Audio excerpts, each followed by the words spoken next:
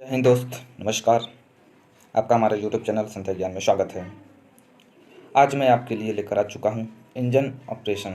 Engine operation का मतलब है कि इंजन कैसे काम करता है, इंजन के अंदर क्या क्या होता है। अभी मैंने आपको इंजन पार्ट्स के बारे में सब चीज़, मेन पार्ट्स ऑफ इंजन के बारे में करा दिया है, ठीक है। तो वो भी आप देख लें, ठीक है। इसमें क्या है कि इंजन कैसे कार्य करता है, तो उसमें से जो प्रश्न आपका बन सकता है वही इस वीडियो में दिखाया गया है, ठीक है। यह पार्ट वाइज चलेगा आपका। आज पार्ट 1 है, कल पार्ट 2 आएगा, ऐसे धीरे धीरे आपका पार्ट आएगा, ठीक है। तो चलिए आज का क्वेश्चन स्टार्ट करते हैं, ठीक है। तो बताइए, पहला क्वेश्चन है कि निम्न में क्या प्राप्त किया जाता है। जैसे हीट इंजन में ताप द्वारा गैसों को फैलाकर, ठीक है। बताइए, हीट इंजन में ताप जो है, ताप द्वारा गैसों को फैलाकर क्या प्राप्त किया जाता है। तो हीट इंजन में ताप द्वारा गैसों को फैलाकर आपका शक्ति प्राप्त किया जाता है, क्योंकि इंजन में जब शक्ति रहेगा तभी ना चलेगा, बिना शक्ति का तो इंजन चलेगा नहीं, ठीक है। चलिए आगे देखते हैं। दूसरा नंबर की एक्सटर्नल कंबंशन, यानी कि उसको इसी बोलते हैं, एक्सटर्नल कंबंशन, ठीक है। एक्सटर्नल कंबंशन इंजन का प्रकार नहीं है। तो क्या है, पहला स्टीम इंजन या फिर टरबाइन इंजन या डीजल इंजन या इनमें से कोई नहीं। तो आप देखिए कि डीजल इंजन होगा, ठीक है। इसका सही आंसर हो जाएगा ऑप्शन नंबर सी, यानी diesel engine external combustion engine का प्रकार नहीं है। क्यों? क्योंकि ये एक्सटर्नल कंबशन इंजन और इंटरनल कंबशन इंजन में मेन आप जान लीजिए कि इसमें सबसे बड़ा पॉइंट फ़र्क यह है कि इंजन में कहाँ दहन होता है, ठीक है। अगर भाई इंजन है, इंजन के अंदर दहन होगा, ठीक है। जैसे पिस्टन, क्या आपको कभी पिस्टन के अंदर जो कंबंशन इंजन वो सब दिखता है? नहीं दिखता ना, क्योंकि वो आपको नहीं दिखता, तो वो इंटरनल कंबंशन इंजन है, उसमें ईंधन जाता है, जलता है, आपको दिखता नहीं है। वो क्या है कि इंटरनल कंबंशन इंजन। लेकिन एक्सटर्नल कंबंशन इंजन में क्या है कि ऊपर ऊपर रहता है, वो क्या बोलते हैं, कंबंशन ऊपर रहता है, आपको दिखता भी है, तो वो क्या है कि एक्सटर्नल कंबंशन इंजन बोलते हैं, ठीक है। तो आगे देखते हैं तीसरा नंबर कि इंटरनल कंबंशन इंजन, ठीक है, आईसी इंजन भी बोलते हैं, ठीक है। इंटरनल कंबंशन इंजन का प्रकार है steam engine, turbine engine, diesel engine या इनमें से कोई नहीं। तो अभी मैंने आपको बताया था, जो स्टीम इंजन हो गया, ठीक है, टरबाइन इंजन हो गया, ये क्या है कि एक्सटर्नल कंबंशन इंजन का पार्ट है। बट ये जो आपका डीजल इंजन है, ये आपका पार्ट नहीं है, ठीक है। ये जो डीजल इंजन है ये आपका पार्ट नहीं है, तो इसलिए option number C is the right answer हो जाएगा, ठीक।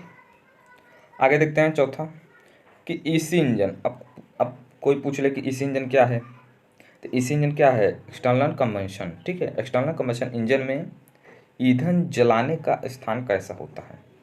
देखो, एक्सटर्नल कंबंशन यानी कि जिसमें ईंधन का दहन बाहर हो, वही एक्सटर्नल कंबंशन है।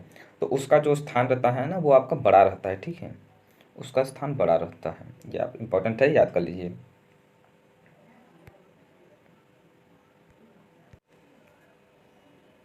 सॉरी, मिस्टेक हो गया, ठीक है।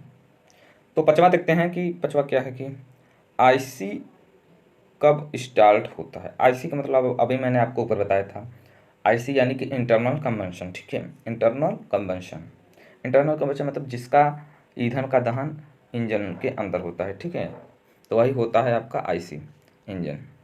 तो इसका क्या आएगा, कब स्टार्ट होता है। तो आईसी इंजन होता है ना, वो आपका तुरंत स्टार्ट हो जाता है, ठीक है। ये आपका तुरंत स्टार्ट हो जाता है, ऐसा नहीं है कि इसमें लेट लगता है।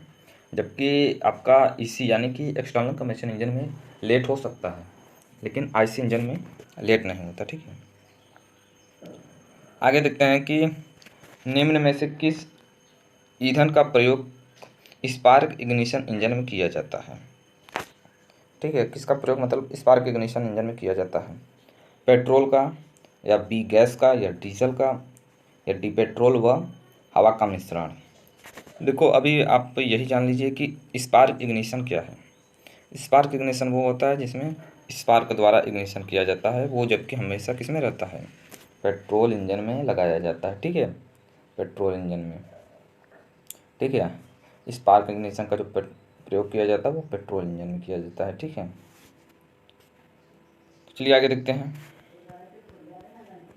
सिलेंडर में ऊपरी सीमा तथा निचली सीमा क्या कहलाती है? ये बहुत इंपॉर्टेंट क्वेश्चन है। इसका मैंने आपको वो नहीं दिया है, क्या बोलते हैं, ऑप्शन, ठीक है। तो बट इसका आप अगर जानते हैं तो कमेंट बॉक्स में बता दीजिए, ठीक है। यहाँ पे तो मैं बता दे रहा हूँ आपको, ठीक है। तो सिलेंडर में ऊपरी सीमा को क्या कहते हैं?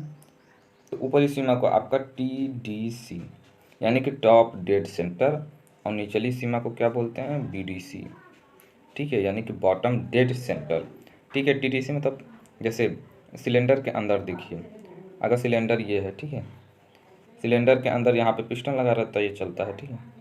अब देखिए क्या है कि पिस्टन जब ऊपर नीचे चलता है तभी गाड़ी चलता है। तो जब यहाँ पे ये पिस्टन है ऊपर जाता है तो उसी को आपका TDC बोलते हैं। जब यही पिस्टन नीचे आ जाता है तो BDC यानी कि बॉटम डेड सेंटर, बॉटम मतलब नीचे आ गया, और TDC मतलब टॉप डेड सेंटर ऊपर चला गया, ठीक है। तो ये मेन है, वो आप अच्छे से देख लीजिए। अब 8वां देखिए कि निम्न में किस क्रिया के हिस्से का एक निश्चित क्रम में बार बार होना क्या कहलाता है? जैसे कोई भी क्रिया हो, बार बार वही क्रिया हो रहा है तो उसको क्या बोलते हैं? Frequency, B cycle, C amplitude, या D इनमें से कोई नहीं। तो इसका सही आंसर हो जाएगा आपका B यानी साइकिल। साइकिल क्या है? किसी निश्चित क्रम का बार बार होना। अब आप देखिए पिस्टन क्या है? पिस्टन आपका ऊपर चलेगा नीचे चलेगा, ऊपर चलेगा नीचे चलेगा, ऊपर चलेगा नीचे। इससे क्या है कि आपका गाड़ी चलेगा, ठीक है। पिस्टन का क्रिया तो बार बार होता रहता है ना, ऊपर नीचे ऊपर नीचे ऊपर नीचे ऊपर नीचे होता ही रहता है। तो उसी मतलब क्रिया को बार बार होना वो आपका साइकिल कहलाता है, ठीक है। तो B इसका राइट आंसर है। आगे देखिए 9 कि वे सभी इंजन जिनमें ईंधन का दहन यानी कि कंबशन कार्यकारी सिलेंडर के अंदर होता है। अब देखिए मैंने आपको बताया था ना कि कार्यकारी दहन सिलेंडर के अंदर। अब बताओ वो सिलेंडर के अंदर कौन होता है? बाह्य दहन इंजन होता है यानी कि भाई एक्सटर्नल इंजन, या फिर IC इंजन यानी कि इंटरनल कंबशन इंजन, या CI इंजन, या कोई नहीं। तो इसका सही आंसर क्या हो जाएगा? तो इसका सही आंसर हो जाएगा आपका ऑप्शन नंबर B यानी कि IC इंजन। मैंने आपको इंटरनल कंबशन, इंटरनल यानी कि अंदर, ठीक है, इंटरनल कंबशन इंजन में जो दहन होता है वो सिलेंडर के अंदर होता है। ये इंपॉर्टेंट है, आप याद कर लीजिए, क्योंकि बहुत से परीक्षा में पूछा जा चुका है। आप ITI का भी एग्ज़ाम दें या कोई भी एग्ज़ाम दें तो उसमें ये पूछा ही जाता है मेजोरिटी में, ठीक है। आगे देखिए कि पिस्टन की दिशा कंप्रेशन स्ट्रोक में क्या होती है? ये भी इम्पॉर्टेंट क्वेश्चन है। क्या है कि पिस्टन की दिशा में क्या स्ट्रोक होती है? तो ये भी आपका इम्पॉर्टेंट है। जैसे क्या ऊपर की तरफ, या B यानी BDC से TDC की तरफ, या नीचे की ओर, या D में क्या है कि A तथा B दोनों। तो इसका सही आंसर हो जाएगा ऑप्शन नंबर D यानी कि A तथा B जो आंसर है वो दोनों होगा। मैं आपको इसको समझाता हूँ कि कैसे दोनों होगा, ठीक है। जैसे पिस्टन की दिशा कंप्रेशन स्ट्रोक में क्या होती है? अब आपको पता होगा कि पिस्टन में क्या क्या होता है, ठीक है। देखिए पहले क्या होता है कि सक्शन होता है। पिस्टन की अगर कार्यविधि देखें तो पहले क्या होता है? सक्शन होता है, सक्शन होता है। फिर क्या होता है? कंप्रेशन होता है। फिर क्या होता है? पावर होता है। फिर क्या होता है? एग्जॉस्ट होता है। अब सक्शन में क्या होता है? सक्शन में होता है कि हवा आपका शुद्ध अंदर आ रहा है, ठीक है। कंप्रेशन में क्या होता है कि वही हवा आपका कंप्रेस मतलब दबाया जा रहा है। अब पावर मतलब दबा जाकर फिर यहाँ पे इंजेक्टर लगा रहता है, ब्लास्ट होता है तो ये पावर मिल जाता है, तो फिर गैस एग्जॉस्ट हो जाता है, ठीक है। तो यही होता है। तो अब क्या है कि पिस्टन की दिशा में कंप्रेशन स्ट्रोक के अंतर में क्या होता है? देखो सक्शन में क्या होता है ना, को जो पिस्टन होता है वो आपका TDC से BDC की तरफ जाता है, ठीक है। और वही कंप्रेशन में यही पिस्टन क्या आपका BDC से TDC की ओर जाएगा। तो वही पूछा है कि पिस्टन की दिशा कंप्रेशन स्ट्रोक में क्या होती है, ये क्वेश्चन है। तो इसका सही आंसर हो जाएगा ऑप्शन नंबर D यानी कि A तथा B दोनों यानी कि ऊपर की तरफ जा रहा है, ठीक है। BDC से TDC की तरफ जाएगा, ठीक है। कंप्रेशन में जो पिस्टन है वो आपका ऊपर की तरफ जाएगा, या टेक्निकल भाषा में बोलेंगे तो आपका BDC से TDC की ओर जाएगा। आगे देखते हैं। बताइए कि निम्न में से कौन IC इंजन नहीं है? ठीक है, IC इंजन नहीं है तो क्या है आपका? गैस इंजन, उसके बाद एल्कोहल इंजन, उसके पैराफिन इंजन, उसके बाद गर्म वायु इंजन। इसमें क्या पूछे? कौन IC इंजन नहीं है? मतलब इसमें कौन आईसी इंजन नहीं है। तो क्या गैस इंजन क्या है आपका? गैस इंजन आपका आईसी इंजन नहीं है, ठीक है। इसका तो ऑप्शन नंबर ए ही सही हो जाएगा, ठीक है। आगे देखते हैं कि गैस के फैलने पर, ठीक है, क्या है कि गैस के फैलने पर पिस्टन की दिशा होती है। अब गैस के फैलने पर पिस्टन की दिशा कैसे होगी? या बीडीसी से टीडीसी की तरफ, या टीडीसी से बीडीसी तरफ, या ऊपर की तरफ, या डी में क्या है कि ए और बी दोनों। तो इसका सही आंसर क्या हो जाएगा? इसका सही आंसर हो जाएगा आपका ऑप्शन नंबर 1 हो जाएगा, ठीक है। यानी कि टीडीसी से बीडीसी की तरफ। अब देखिए कैसे होगा। अब देखो क्या है कि सक्शन होगा पहले। सक्शन में क्या होगा? पिस्टन आपका, ये टीडीसी है मान लो, ये बीडीसी। सक्शन में क्या होगा? पिस्टन बीडीसी से टीडीसी की तरफ जाता है। ओह सॉरी, गलती हो गया, शिट। ये मान लीजिए आपका पिस्टन है, ये ऊपर टीडीसी है, नीचे बीडीसी। तो सक्शन में आपका पिस्टन नीचे की तरफ जाएगा, ठीक है। अब कंप्रेशन में वही पिस्टन पिस्टन ऊपर की ओर जाएगा, यानी कि बीडीसी से टीडीसी की ओर। अब फिर उसके बाद यहीं पे आपका पावर होगा। पावर में क्या है? फिर पिस्टन नीचे आएगा। अब गैस के फैलने पर, अब गैस यहीं पे फैलेगा ना। अगर एक आप वो देखें तो गैस किस में फैलेगा? बताइए, गैस किस में फैलेगा? यहीं जब पावर होगा, जब इसको पावर मिल जाएगा फिर गैस फैलेगा, यानी इसका ऊपर चला जाएगा, यानी फिर कंप्रेस करेगा। यानी कि गैस के फैलने पर, ठीक है, गैस के फैलने पर पिस्टन कहाँ जाता है? ये आपका टीडीसी से बीडीसी की तरफ, ठीक है। इसका ऑप्शन नंबर ए सही हो जाएगा। गैस के फैलने पर पिस्टन की दिशा टीडीसी से बीडीसी की तरफ होता है, ओके। आगे देखते हैं। बताइए कि निम्न में से किस कारण से टू स्ट्रोक इंजन में पोर्ट का उपयोग होता है, किया जाता है? ये बहुत इंपॉर्टेंट क्वेश्चन है, ठीक है। अब 2 स्ट्रोक 4 स्ट्रोक आपने पढ़ा होगा। देखिए आपको ऐसे नहीं समझ में आएगा, ठीक है, कि क्योंकि मैं यहाँ पे आपको क्वेश्चन करा रहा हूँ, ठीक है, आंसर बता रहा हूँ, बीच बीच में थोड़ा बहुत बता दे रहा हूँ, लेकिन आपको थ्योरी पढ़ेंगे, ठीक है, तभी आपको समझ में आएगा। अब थ्योरी के लीजिए, मैं भी थ्योरी पढ़ा सकता हूँ, लेकिन मुझे समझ चाहिए, ठीक है। मेरे पास उतना समय नहीं है, लेकिन फिर भी मैं आप लोग के लिए सोच रहा हूँ कि ठीक है भाई, क्वेश्चन तो दे ही सकता हूँ समय निकाल कर। बाकी हो सकेगा तो मैं कुछ समय में थ्योरी भी लेकर आपके लिए आऊँगा, ठीक है। तो इसलिए पहले आप थ्योरी पढ़ लो, फिर थ्योरी से क्या है कि क्वेश्चन बनता है, तो क्वेश्चन आप आकर यहाँ पे वो कर लेंगे, तो आपका बहुत ज़्यादा क्लियर हो जाएगा, ठीक है। अब बताइए कि टू स्ट्रोक में इंजन में पोर्ट का प्रयोग किया जाता है, तो किस लिए किया जाता है? मतलब चार्ज करने के लिए, या पावर स्ट्रोक के लिए, या ताज़ा ईंधन आने और जली गैसों को निकालने के लिए, या डी में क्या है कि ए व सी। तो इसका सही आंसर हो जाएगा ऑप्शन नंबर डी ही होगा, ठीक है। ऑप्शन नंबर डी यानी कि ए व सी। ये में क्या कि चार्ज करने के लिए, और सी में क्या कि ताज़ा ईंधन आने व जली गैसों को निकालने के लिए टू स्ट्रोक इंजन में पोर्ट का उपयोग किया जाता है। देखो, एक 2 स्ट्रोक होता है, एक क्या होता है 4 स्ट्रोक। अब 2 स्ट्रोक क्या है, अधिकतर क्या है कि मान लो उसमें रहता है, क्या बोलते हैं, पेट्रोल में। उसमें क्या है, जैसे आप 2 व्हीलर अपना बाइक देखे होंगे, तो उसमें क्या है कि वाल्व नहीं लगा रहता है, ठीक है। इसमें क्या है कि 4 स्ट्रोक में वाल्व लगा रहता है, वाल्व से ही गैस, वो क्या बोलते हैं, वाल्व से ही वायु अंदर आती है, ठीक है। लेकिन इसमें क्या है कि पोर्ट लगा रहता है, पोर्ट। वही मतलब पोर्ट का एज ए ये कर सकते हैं कि जैसे कोई ये इंजन का पार्ट है, यहीं पे काट के बना दिया गया है, ठीक है। तो वही आपका पोर्ट हो गया है। अलग से कोई यहाँ पे इसमें लगा देंगे तो वो वाल्व कहलाएगा।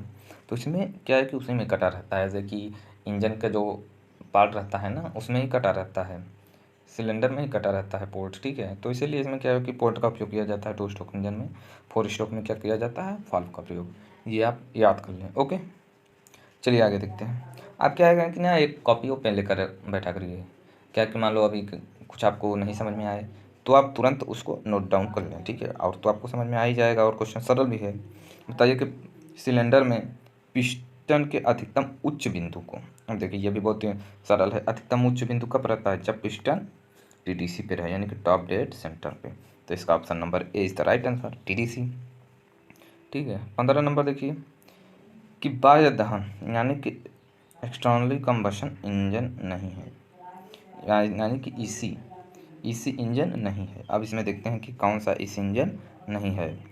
आपका ऑप्शन नंबर ए है कि भाप इंजन, भाप टरबाइन, एल्कोहल इंजन या उपरोक्त में से कोई नहीं। तो इसका सही आंसर हो जाएगा ऑप्शन नंबर सी, यानी कि एल्कोहल इंजन जो है आपका आईसी इंजन है, ठीक है। बट जो एक्सटर्नल कंबशन इंजन है वो आपका भाप इंजन हो गया, भाप टरबाइन हो गया। ये क्या है कि पहले यूज होता था, पहले देखते हो कि भाप से चलने वाली ट्रेन भी रहती थी, ठीक है। वो क्या कि एक्सटर्नली कंबशन रहता है, उसमें क्या कि आपका पावर कम कम मिलता था, ठीक है, लेकिन आपका वो इसमें इंजन में जो कंबशन होता है वो बाहर होता था, मतलब पिस्टन के, मतलब इंजन के बाहर होता था। लेकिन अब वो ऐसा नहीं है, उसमें क्या है कि बहुत एनर्जी आपका छेड़ हो जाता था, लेकिन अब वो सिस्टम नहीं है, ठीक है। अब तो आप देख ही रहे हैं कि डीजल आ गया है या इलेक्ट्रिक आ गया है रेलगाड़ी में भी।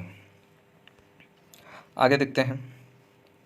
बताइए कि समय से पहले किसी वाल्व का खुलना क्या कहलाता है। तो ये भी बहुत ही इंपॉर्टेंट है कि समय से पहले किसी वाल्व का खुलना, वाल्व लीड कहलाता है, वाल्व लैग, वाल्व ओवरलैप या इसमें से कोई नहीं। तो समय से पहले किसी वाल्व का खुलना वाल्व लैग कहलाता है, ठीक है, वाल्व लैग।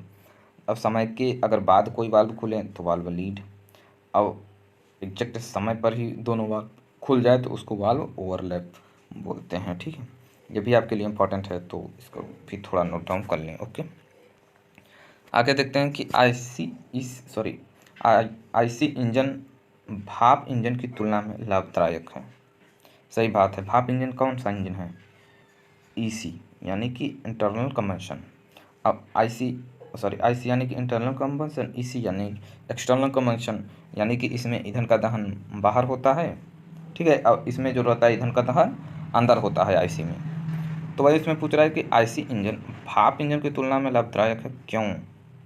तो इसका सही आंसर क्या हो जाएगा कि ओवरऑल अधिक दक्षता होता है, यह बात भी सही है। और उसके बाद क्या है कि यांत्रिक रूप में सरल होने के कारण ठंडी अवस्था में भी स्टार्ट किया जा सकता है, तो ये भी आपका सही है। मतलब आईसी को क्या है ना कि आपका ठंडी अवस्था में भी आपका कुछ हद तक मतलब स्टार्ट, अब बहुत ज़्यादा ठंडी एरिया रहेगा तो वहाँ पे अलग से हीटर प्लग लगाया जाता है, ठीक है, तब पर भी स्टार्ट हो जाता है, ठीक है, ठंडी अवस्था में भी। और सी में क्या है कि ये अधिक सघन यानी कि कम्पैक्ट होते हैं, तो ये बात भी सही है। आपने कभी आईसी इंजन को देखा ही होगा, आपने डीजल इंजन को देखा होगा, वो आईसी इंजन है, उसमें क्या है कि ओवरऑल उसकी दक्षता बहुत रहती है, ठीक है। सोचो एक छोटा सा इंजन है, उसकी कितना बड़ा बड़ा काम कर रहा है। यांत्रिक रूप से क्या है कि वो ठंडी अवस्था में भी स्टार्ट हो जा रहा है। इसकी कम्पैक्ट मतलब इसमें क्या है कि बहुत बारीकी बारीकी से सब चीज़ लगा हुआ था। कम्पैक्ट मतलब सघन है, ऐसा नहीं है कि सब दिख रहा है, सब अलग अलग है, सघन है, मतलब कॉम्पैक्ट है, ठीक है। और डी क्या है? उपरोक्त सभी। तो इसका सही आंसर हो जाएगा ऑप्शन नंबर डी, यानी कि उपरोक्त सभी, यानी कि तीनों ही आईसी इंजन के लाभ हैं, ठीक है, जो भाप इंजन की तुलना में लाभदायक होते हैं। आगे देखिए, डीजल इंजन का कंप्रेशन प्रेशर है, ये भी आपका इम्पोर्टेंट है। हाँ, तो बताइए कि डीजल इंजन का कंप्रेशन प्रेशर है। कंप्रेशन प्रेशर क्या है कि 350 से 550 पाउंड प्रति वर्ग इंच है, या फिर बी है कि 250 से 500, या सी है कि 10 से 200 पाउंड प्रति वर्ग इंच, या इनमें से कोई नहीं।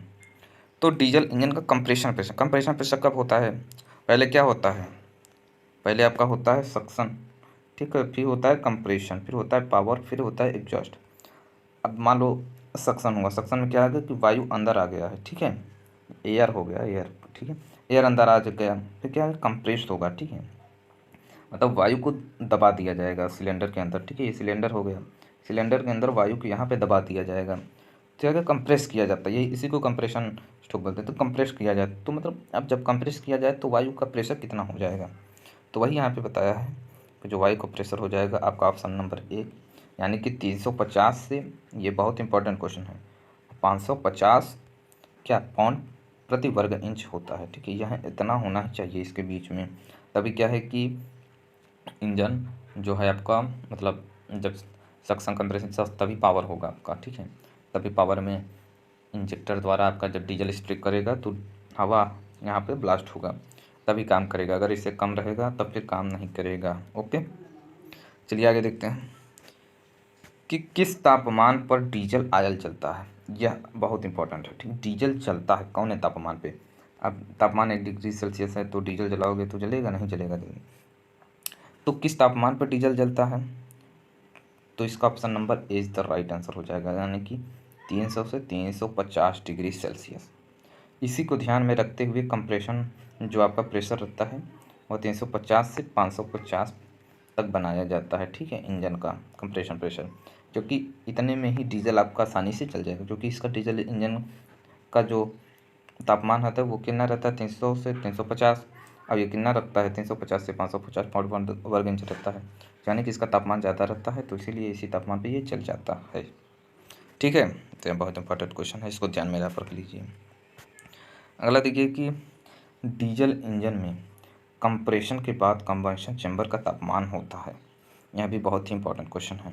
अब देखो पहले क्या होता है, पहले होता है सक्शन, फिर क्या होगा कंप्रेशन, फिर क्या होगा पावर, फिर क्या होगा एग्जॉस्ट। अब इसमें क्या होगा डीजल इंजन में कंप्रेशन के बाद, यानी कि ये कंप्रेशन होगा, कंप्रेशन में वायु को दबा दिया गया तो उसका कितना पाउंड प्रति वर्ग इंच चाहिए था, 350 से 550 तक पाउंड प्रति वर्ग इंच था, ठीक है। लेकिन बस कंबशन चैम्बर का तापमान कितना हो जाएगा, ठीक है, कंप्रेशन के बाद।